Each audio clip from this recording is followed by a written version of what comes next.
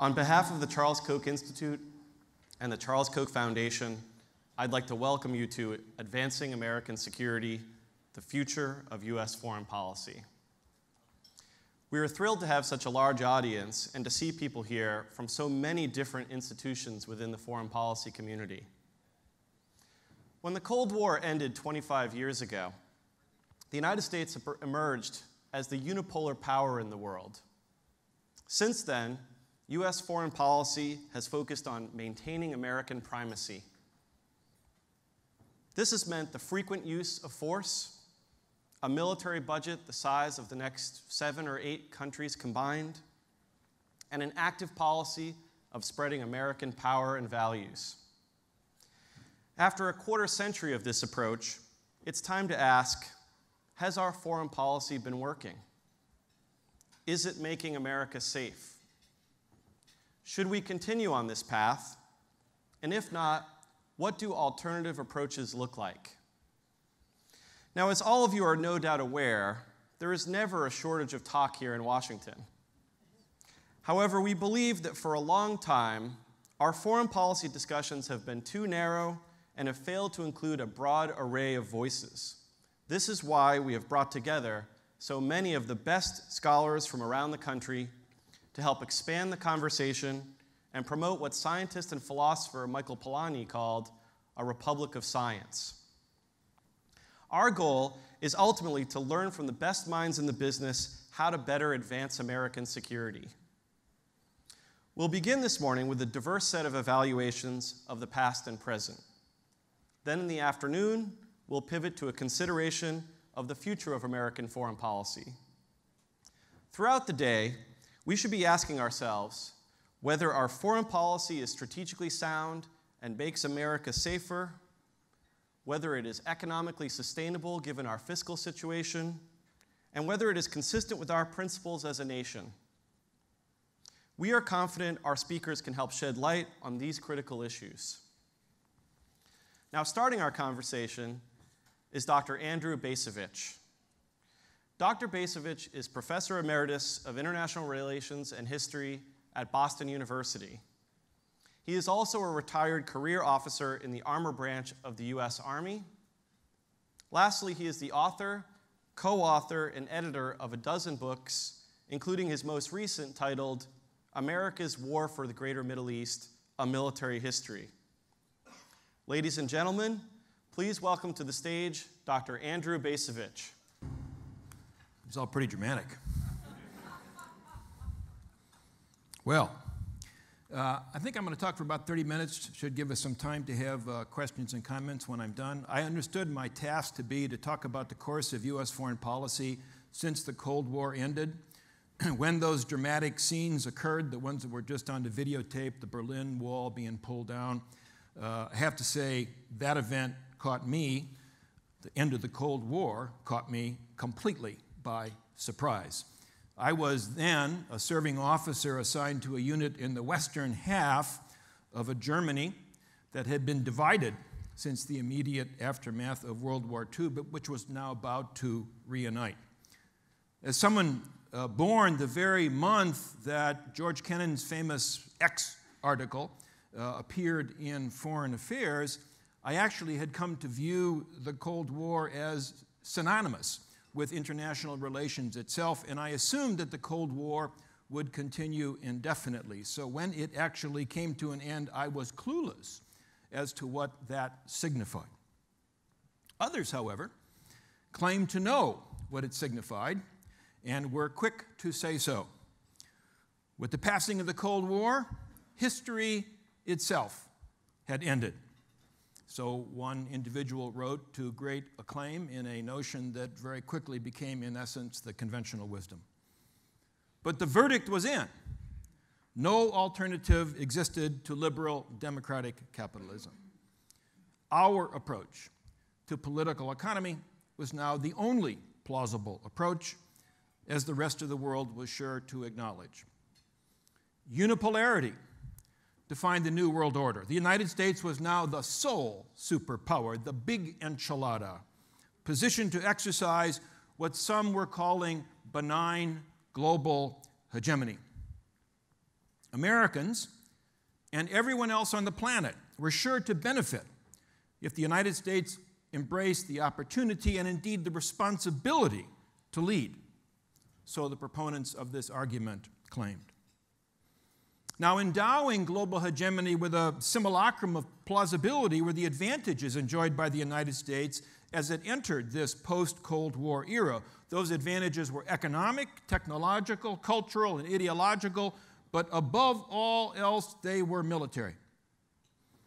Revolutionary changes in the very nature of warfare, spurred by advances in information technology, had endowed upon the United States something akin to military supremacy.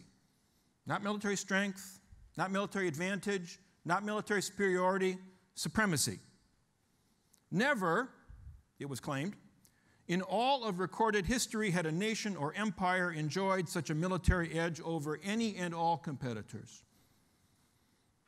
Ensuring that the United States remained militarily supreme therefore ranked as a high priority. The Cold War may have ended, but the United States needed to retain and indeed to enhance its global power projection capabilities, which formed the cornerstone of American influence. Peace dividend?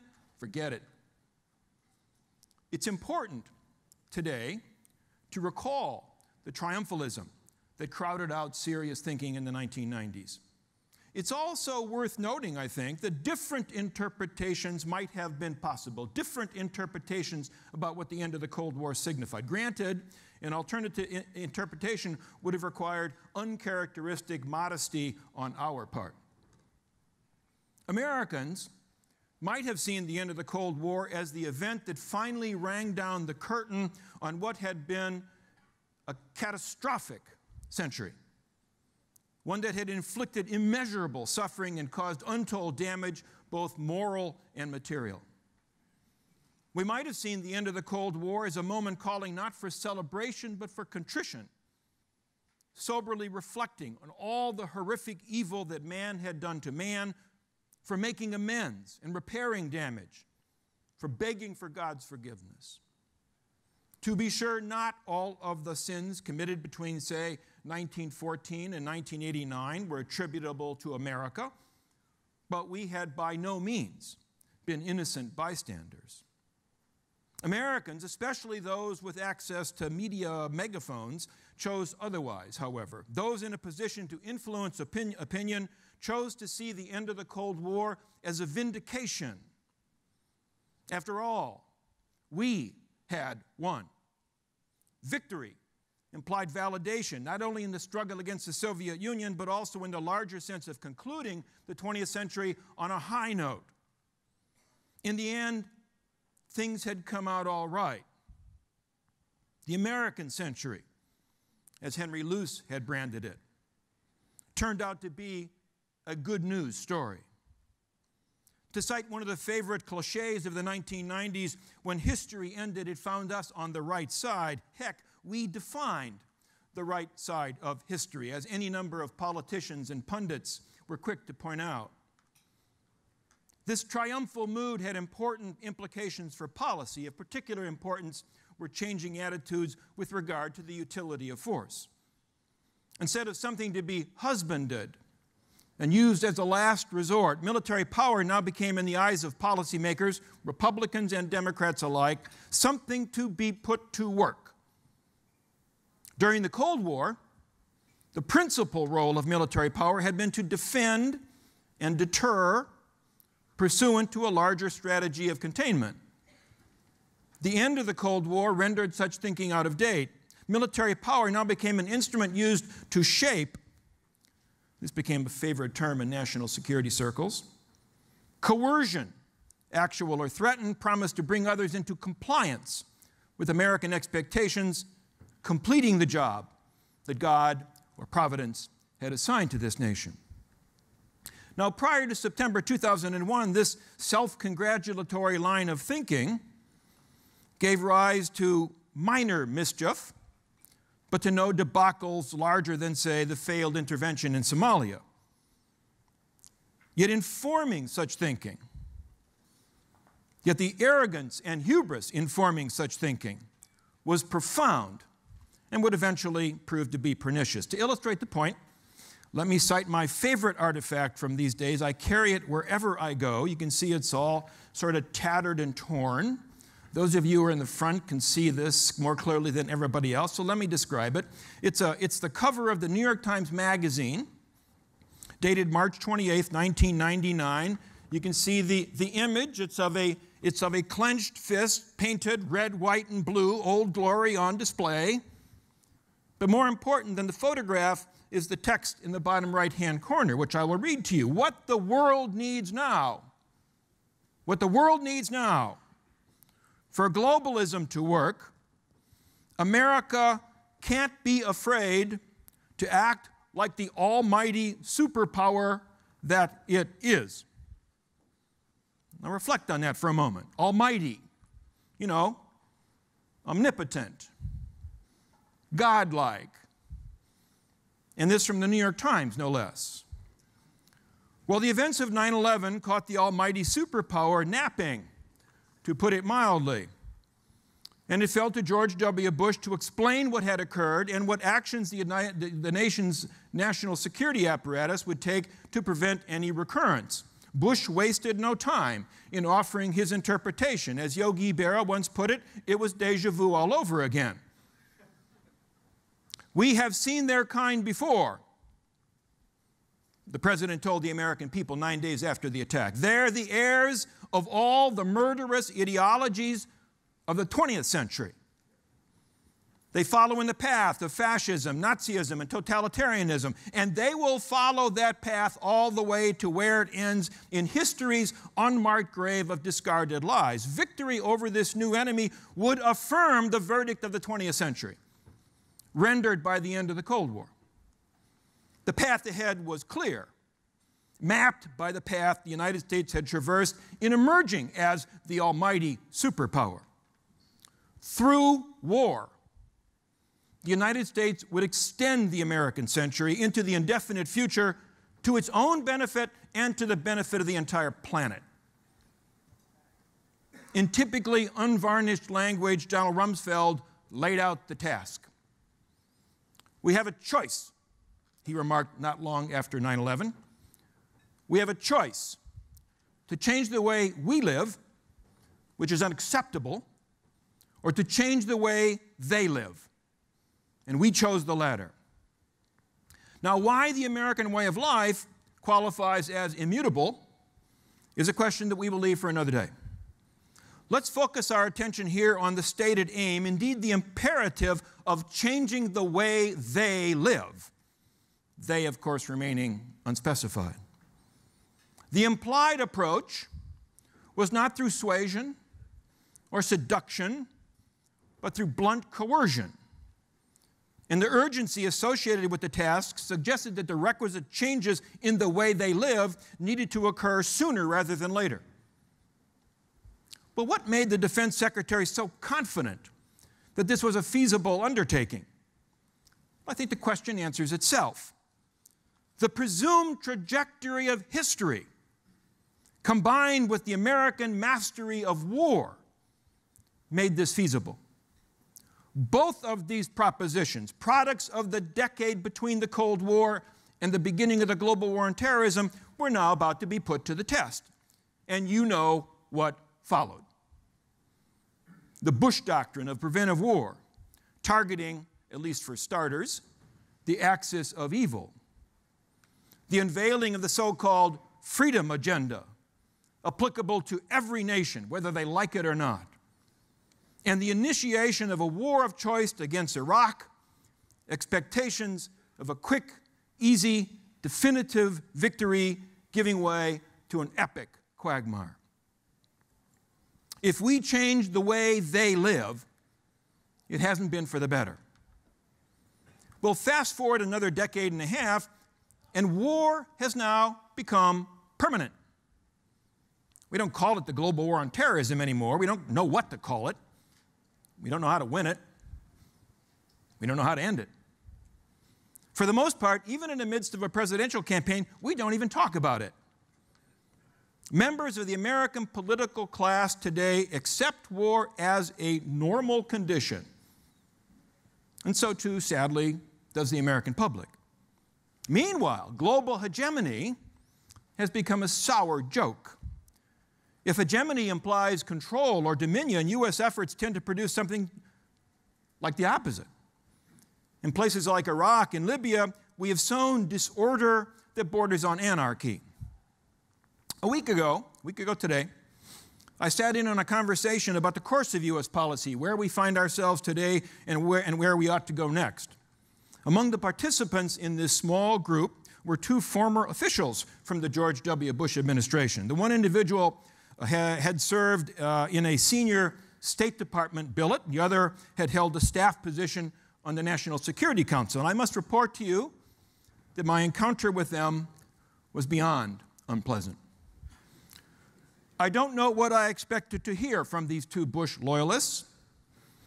Perhaps expressions of regret or disappointment, evidence of hard-won wisdom, if nothing else, chagrin. Instead, the pair of them, each today happily ensconced in a prestigious academic institutions while awaiting their expected summons back to a position of power, each offered a pointed critique of U.S. policy that easily reduces to a single sentence, 4 words in length. It's all Obama's fault.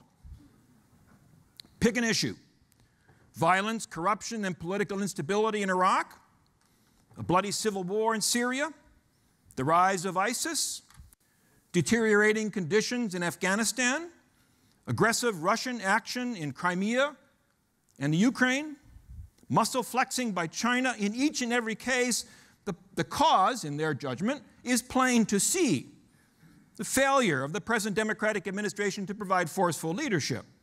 Put simply, the perspective they offered was this: as of January 20th, 2009, U.S. policy went to hell in a handbasket, thereby squandering the achievements of the previous 8 years, perhaps even the previous several decades.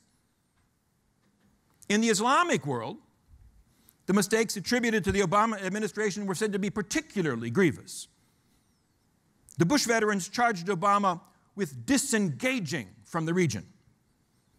They characterized Obama's policy as isolationism, trotting out that old term. Now, the list of countries in the greater Middle East where U.S. forces have been active since Obama became president includes Iraq, Afghanistan, Pakistan, Libya, Syria, Somalia, Sudan, Yemen, and a passel of nations across the waste of Africa. And you might wonder by what definition of the term this qualifies as isolationism. The point of the Bush loyalists appeared to be this: the level of violence that Obama had perpetrated in these various countries was insufficient. The solution to the problem so much in evidence today lay in further escalation.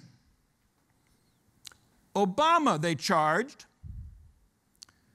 seems to be seeking to extricate the United States from war. Imagine that.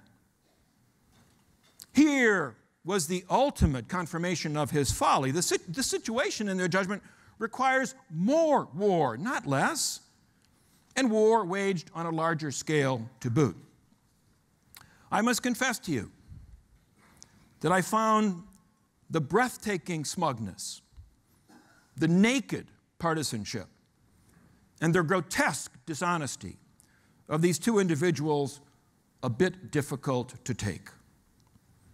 I'll go further. They made me want to puke. What I found distressing above all was this: their utter obliviousness to the harm done and the costs incurred by the policies undertaken by the administration they had served and to which they professed continued loyalty. Here's what they never mentioned: the thousands of American soldiers killed in a needless war, the tens of thousands of other American soldiers who have suffered severe and often irreparable harm, the many hundreds of billions of dollars, probably amounting to trillions before the final accounting is done, squandered And let us not forget the many, many hundreds of thousands of people, not Americans, killed, injured, displaced as a direct result of U.S. military action undertaken ostensibly to liberate them and to provide them with the blessings of democracy. I want to emphasize, it's not that these two former and no doubt future U.S. officials argue that the costs incurred were somehow worth it.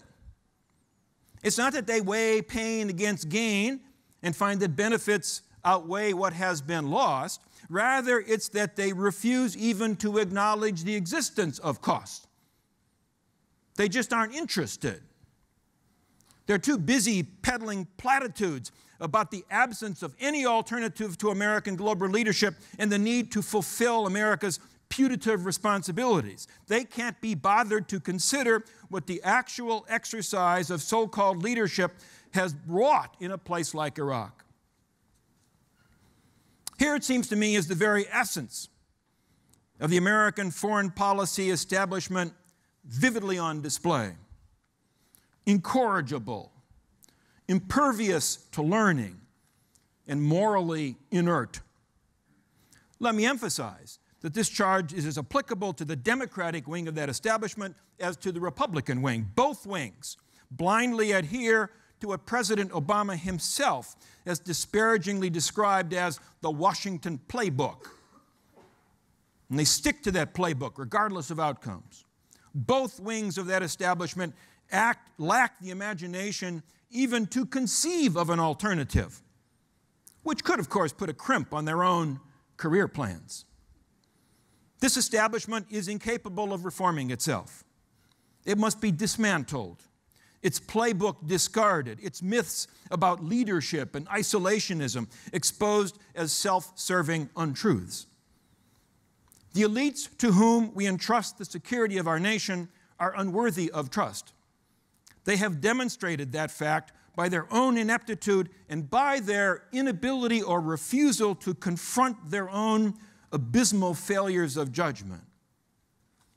Writing in today's New York Times, many of you have probably seen this, my friend Elliot Cohen mounts a defense of what he refers to as a bipartisan foreign policy consensus. Elliot writes that in his view, that consensus reconciles values and interests. It combines prudence with action. Well, with all due respect, historians are unlikely to sustain that judgment of the establishment's performance since the end of the Cold War. It comes closer to the truth to say that the foreign policy establishment in recent decades has misconstrued our interests.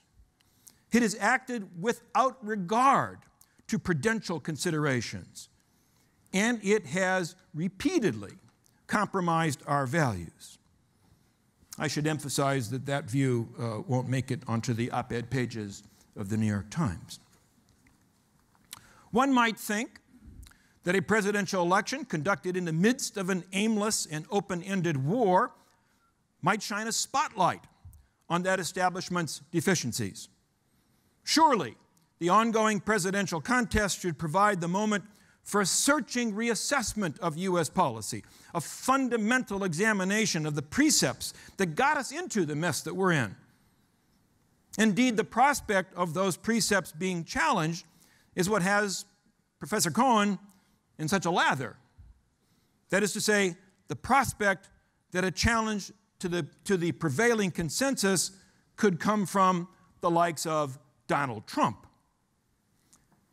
And Elliot Cohen's concerns in that regard are entirely justified. Trump is a bizarre narcissist without a principled bone in his body, that the only real critique of U.S. policy that we are likely to hear will come from the likes of Trump must stand as a judgment of our democracy, revealing just how shallow our politics have become.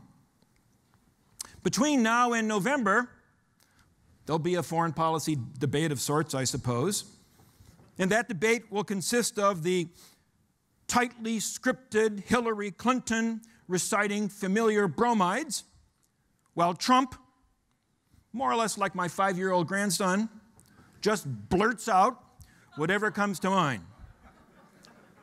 The chances of that debate taking a substantive turn are essentially nil. And Americans should find that prospect intolerable, an insult to their intelligence. Alas, they don't. We put up with it. In my judgment, this circumstance illustrates the nature of the problem we face. Proponents of genuine prudence in foreign policy face immense challenges. One of those challenges is refuting the unhinged views of Trump and his supporters. Yet arguably, a greater challenge still is dealing with the establishment that is the target of Trump's wrath, an establishment that even today remains implacably committed to preserving the militarized status quo and to preserving the myths that support it. Myths such as those to which the end of the Cold War first gave rise. Thank you very much.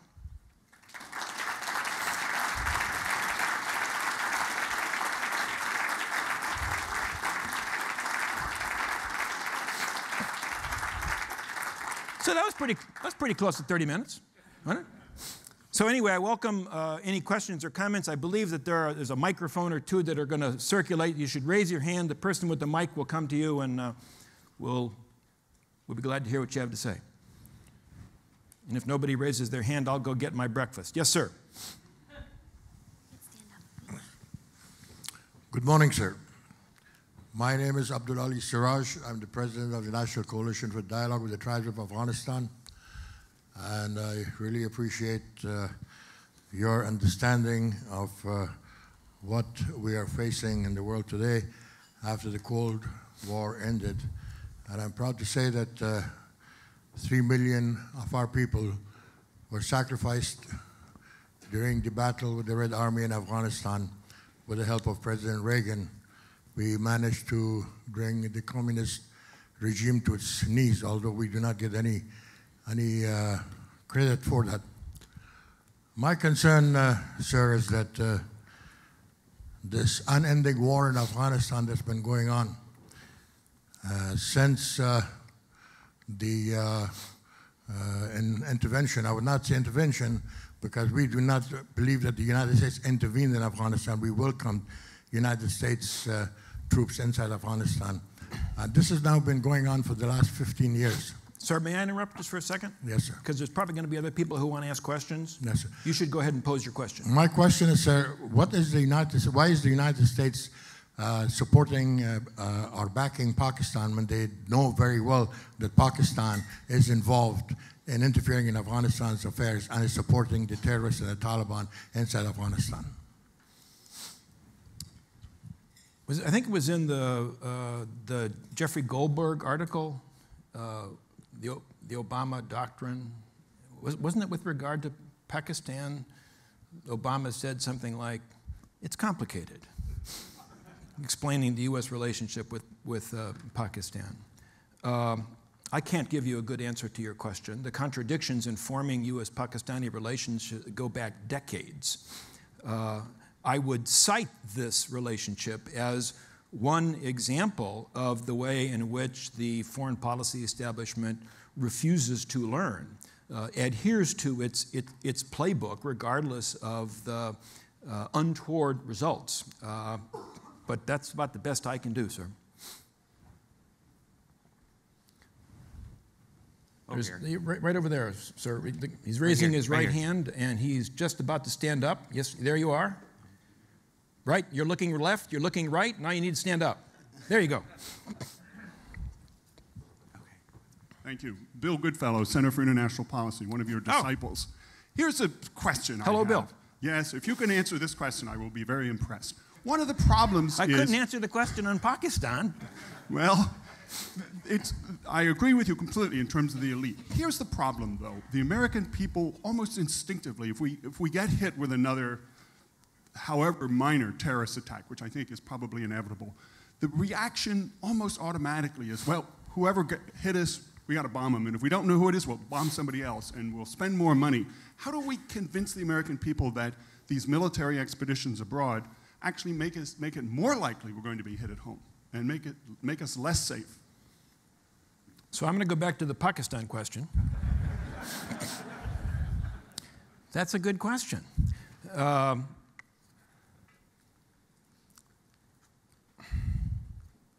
mean, several dimensions here, I think. The first is the insidious impact of the bipartisan consensus to which my friend Eliot Cohen adheres. I mean, when you think about it, most Americans think we've been at war in the greater Middle East basically since 9/11. My most recent book argues that no, we've actually been at war, engaged in a war in the Islamic world since 1980. Doesn't matter which narrative you adhere to. Any way you cut it, it's been a long war. Any way you cut it, there's little, perhaps no evidence that success beckons in another 5 years or 10 years. And yet, and this gets to your question, Bill, and yet there is no real anti-war party. There's no political party that expresses skepticism about this emphasis on military power. Our politics has become so narrow, so constrained, so impoverished that the American people don't really hear a critique of our policies that might promote an awareness of alternatives. And so when some bad thing happens, it's let's try harder. Let's keep doing what we're doing.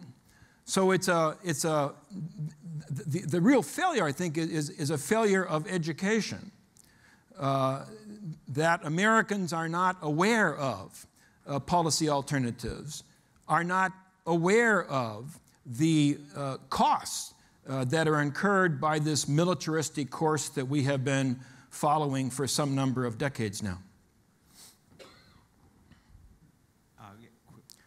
Quick question. And this is the third male in a row, and we have a woman, and she's next, okay? Gender balance, we're into gender balance here.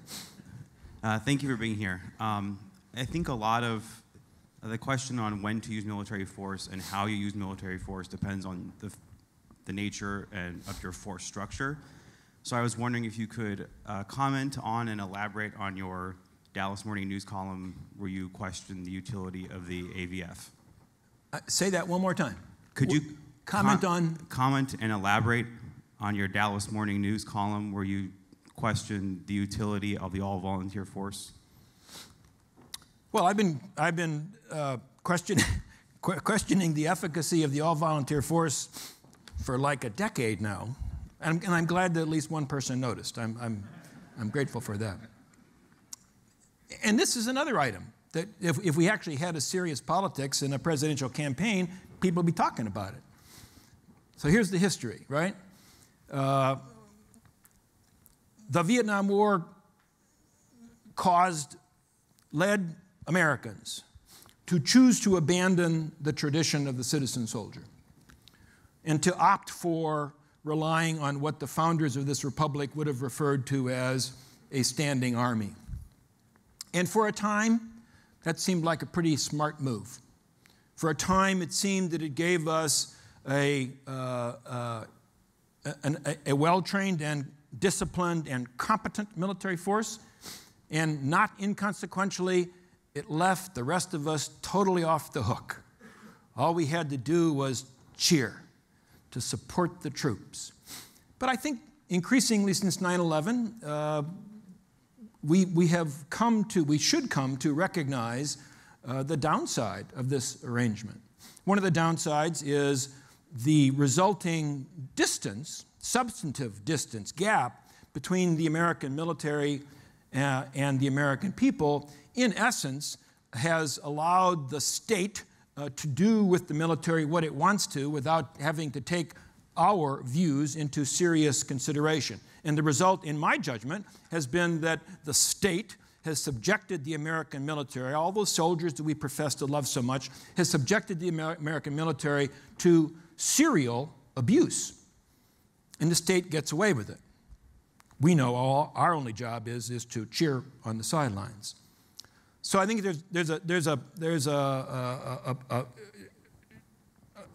problem in terms of the policy results of this relationship, but I think there's also more deeply a moral problem here.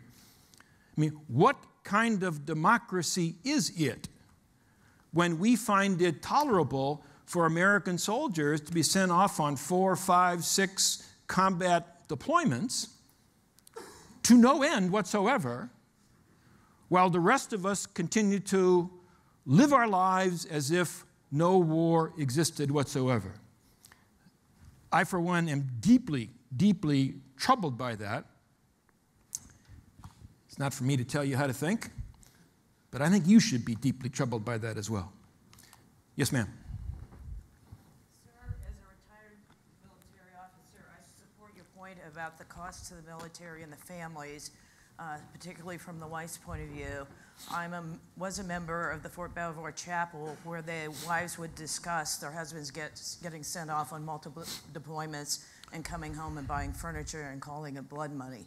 So I get your point there. The question I have is, why can't we use a hybrid strategy that combines State Department diplomacy with what used to be called non-governmental organizations? For instance, I follow the Bill and Melinda Gates Foundation. They've done such initiatives as lower non-use toilets, something called poop water purification, where Bill Gates has been getting in too much detail here for me at breakfast time. No.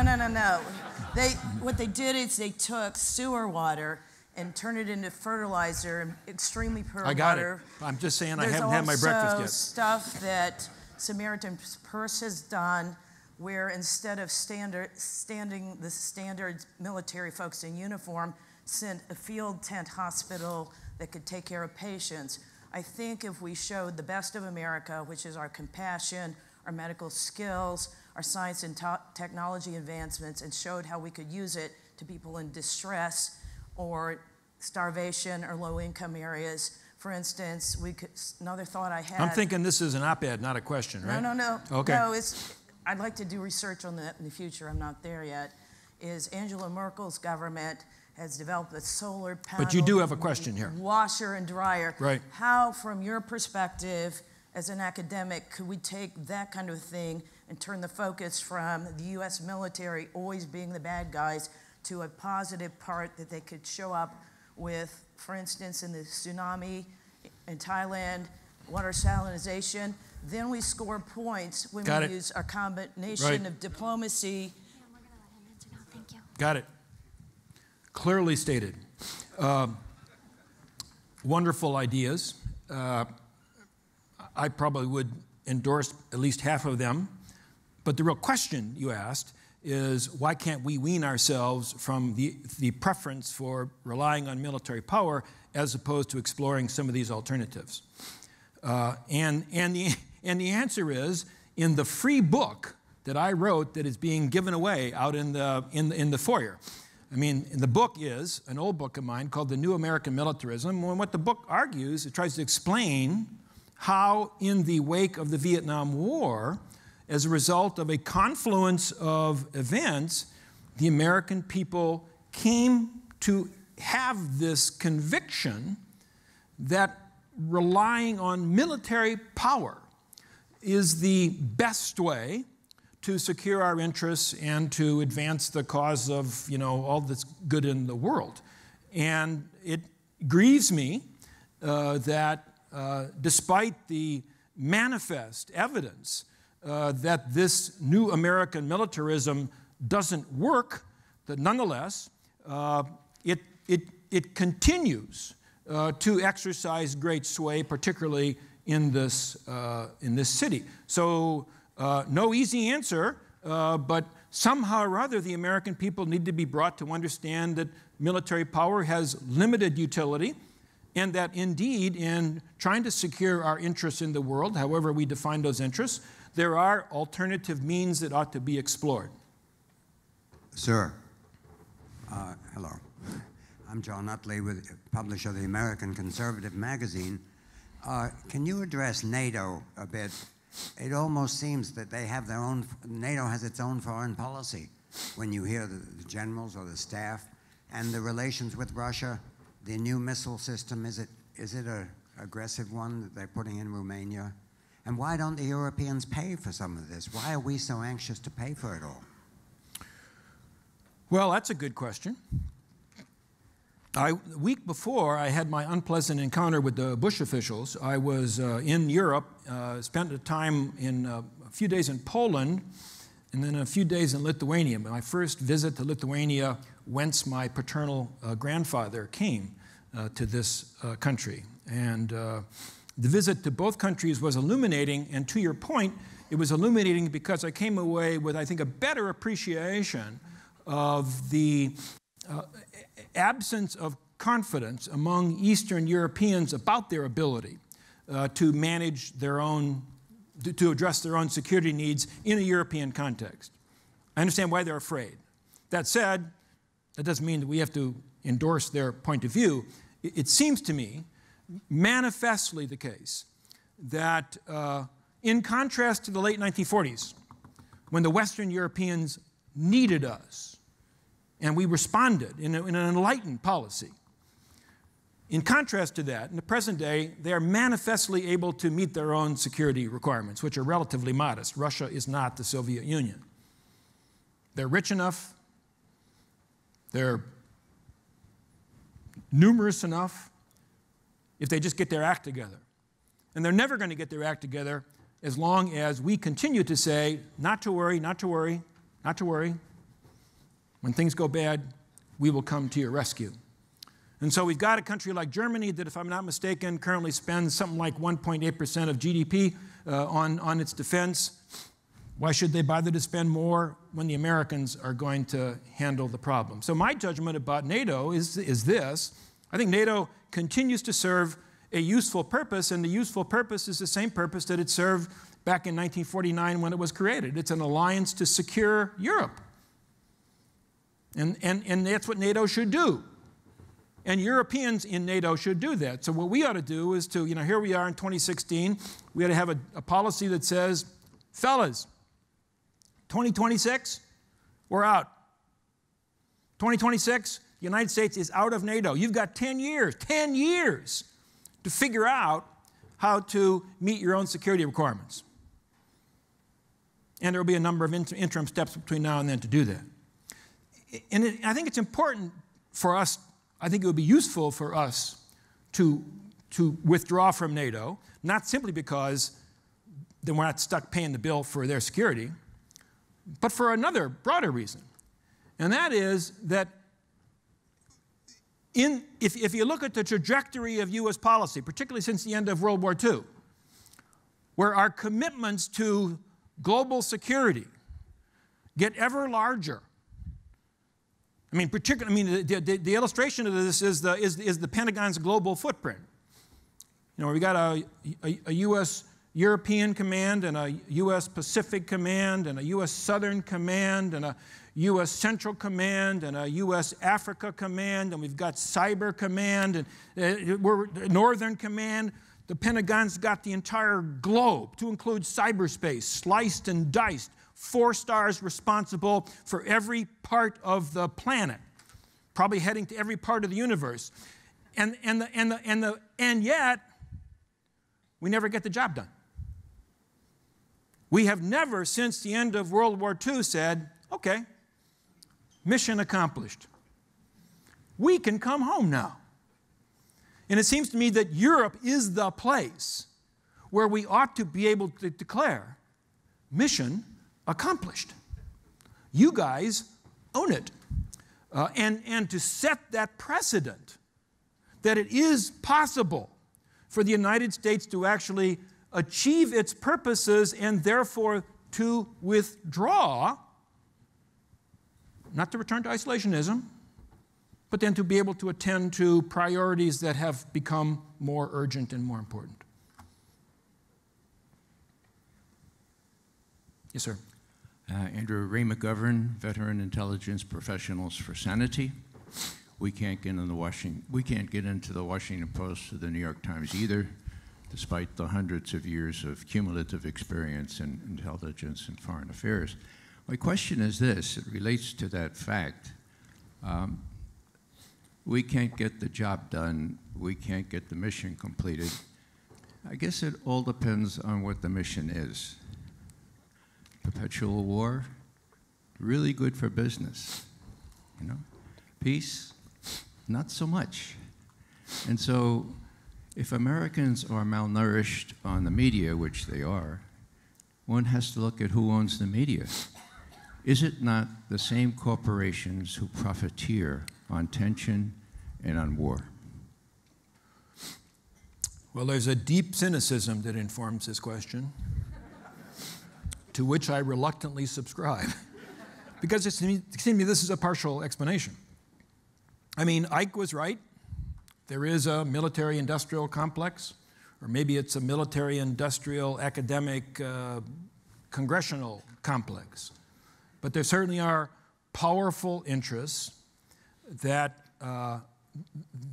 are committed, if not to permanent war, certainly committed to maintaining this ginormous national security apparatus, because it is a source of corporate profits, it is a source of influence, it's a source of campaign contributions, and in that sense, the larger apparatus of national security does have an interest in perpetuating this notion of permanent global crisis, perpetuating the notion that, you know, if the United States doesn't lead the world, the result will be that the world is simply going to collapse.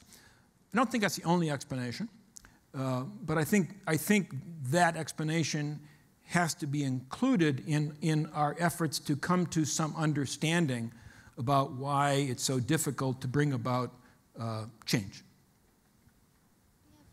For one final question. Yes, the screen here that you can't see just said last question. Cecilia Cervantes from the Institute for Humane Studies. You mentioned a military-industrial complex in academia, and as a professor, my question is, what can we as educators do to grow this conversation in higher education and academia? What can we do to promote the conversation on what? Like promote this conversation that we're having now in academia.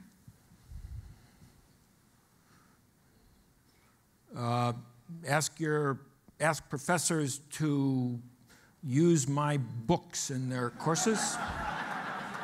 Just one possibility. I think I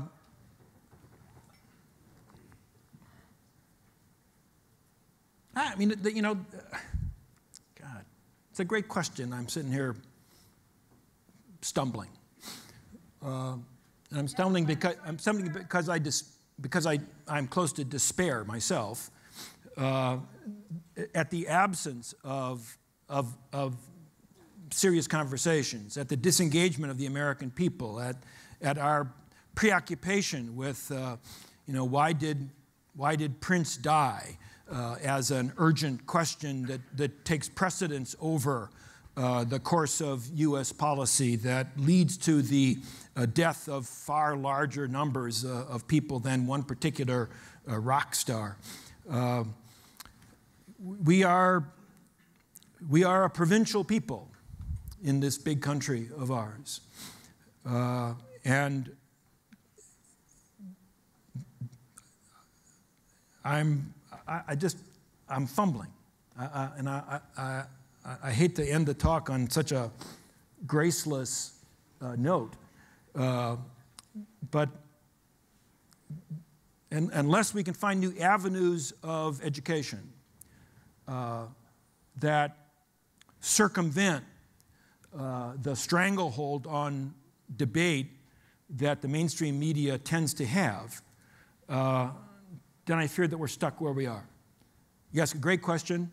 I gave a lousy answer, and I apologize for that. Thank you very much.